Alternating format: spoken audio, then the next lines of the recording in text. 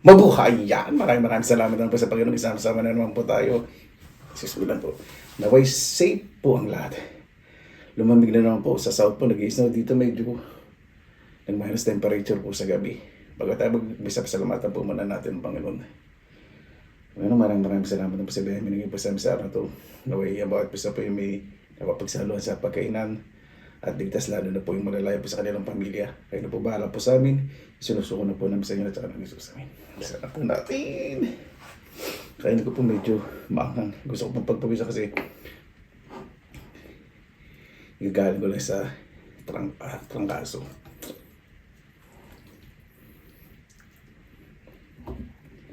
Yan. Ano po ito?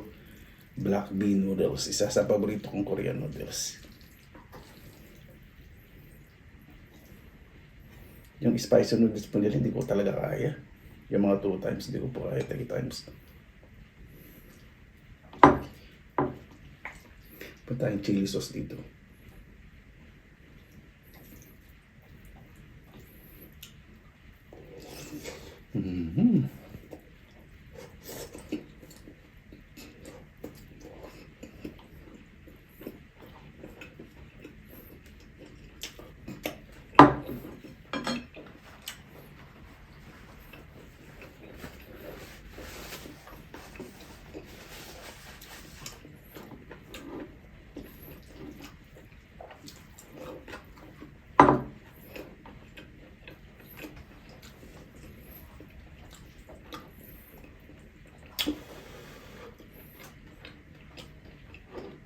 Meron din pong mango yogurt kapag sobrang naangangan po ako.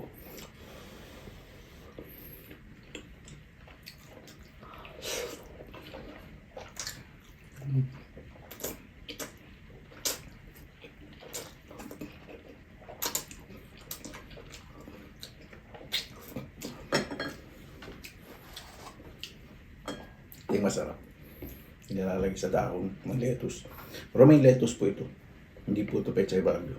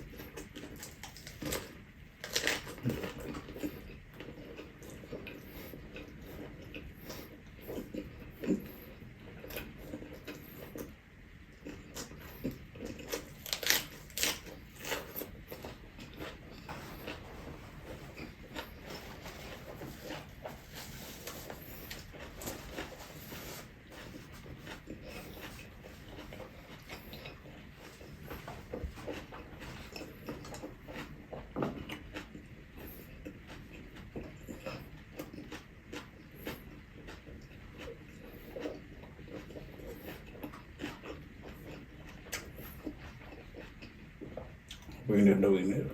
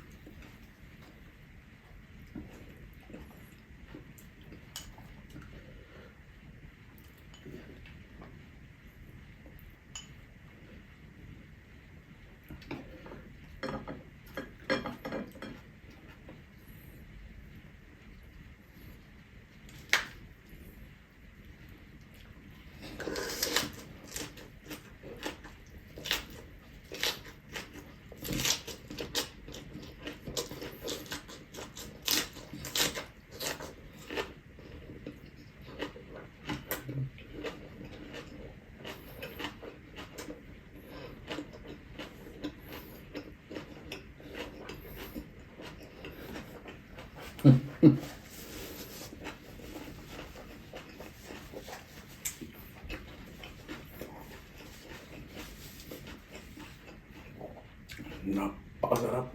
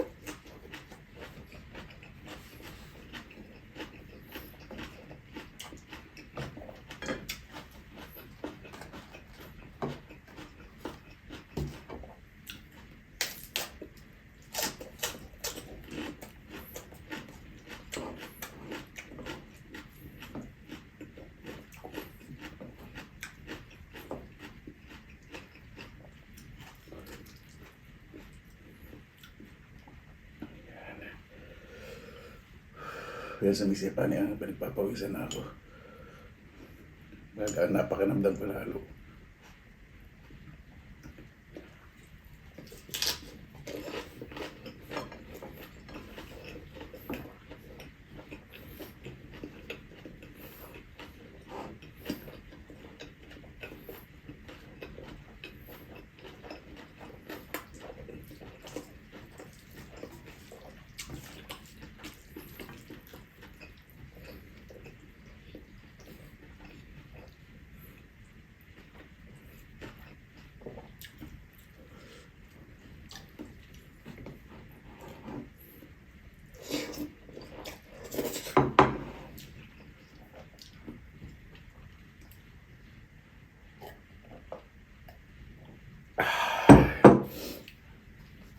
Sarap pakinggan ano, yung mga bata.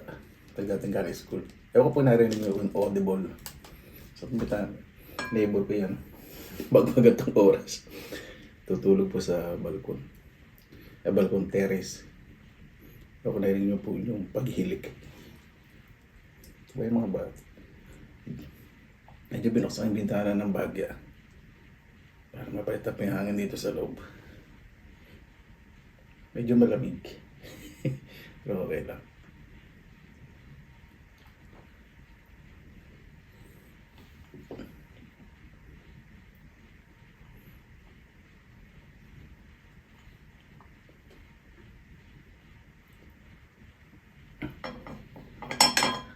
Excuse me. Sorry.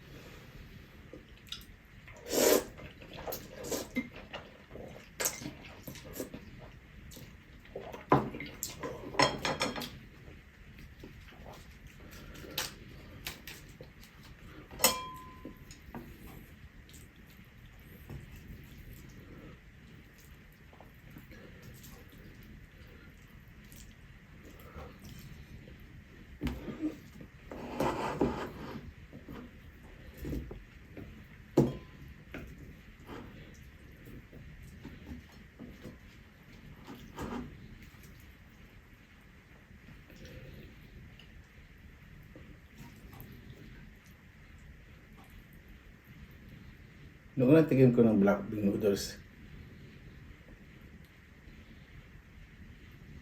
sabi ko, ay, parang nag-aalangan pa ako sa lasa. Pero habang kinakain mo matagal, sarap po.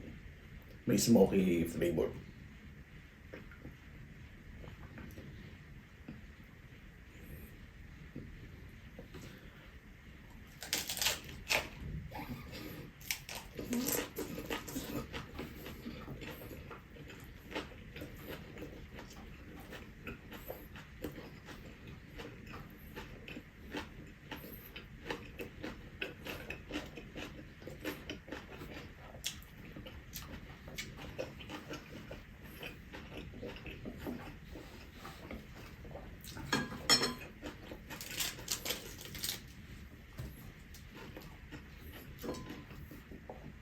Masarap po matutunan ng ibang pagkain, ano? Kasi food is culture. Respect po yan. Kung may nakikita po tayong makinakain na mga dahon-dahon, na hilaw, huwag po natin pagtawanan. Kinalakihan po nila yun. Siyempre yung pagkain po natin dahil din natin pagtatawanan ng ibang lahi, di ba?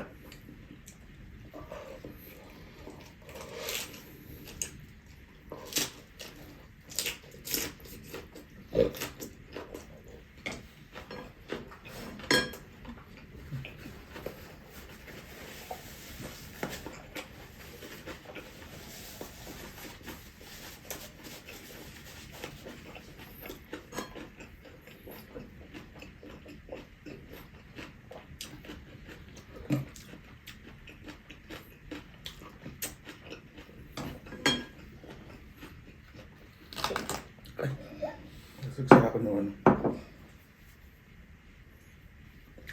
Ito.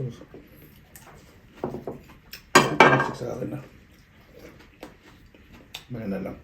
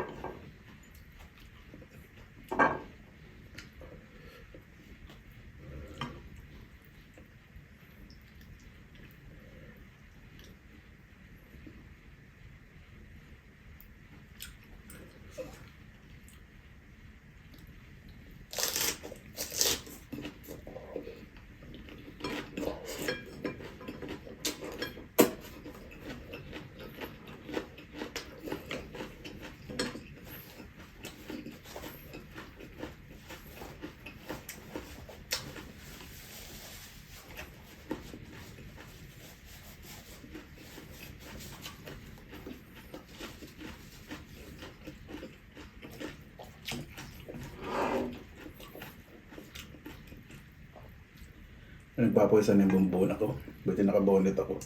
Na-absorb na ng bonnet yung init na iipon sa bumbunan ko.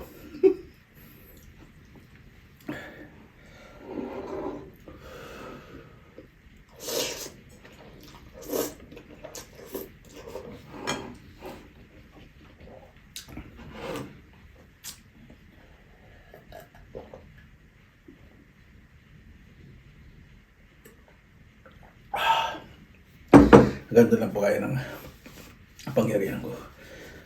Sarap ng seriously kahit na sobrang anghang.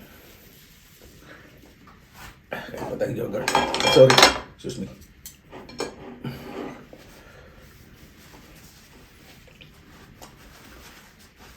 Bismillah po. Mango yogurt. Thick yogurt po, hindi po siya yung for drinking.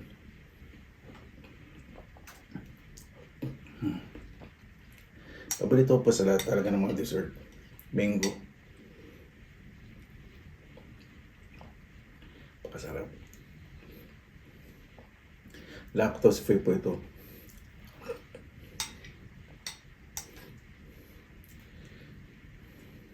Meron po akong lactose intolerance. Ako po isang lactose intolerant. Ito lang po na-discover sa Finland po yun. Sa Pilipinas, bihira lang naman kasi kuminom ng gatas ako maggatas.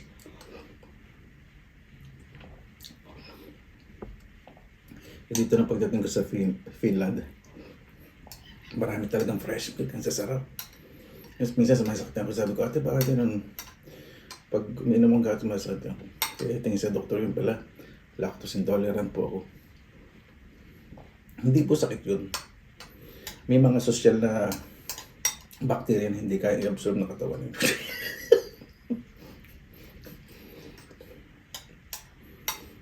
Hindi, meron po pa tayong mga ganun.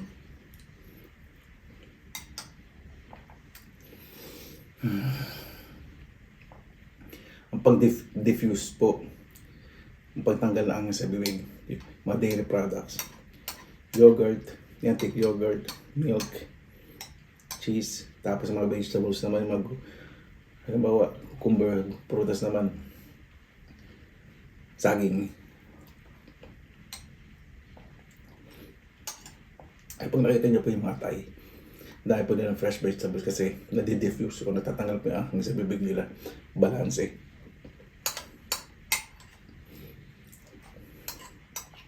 Ang mga infuser naman po, yung lalo nagpapanghang ng bibig, una-una soft drinks. May kayo nang kumaangin ng soft drinks, lalo mga ano ninyo, panlasa ninyo, o mararamdaman ninyo. Okay, inom kayo mainit. Ako, lalo na po yun.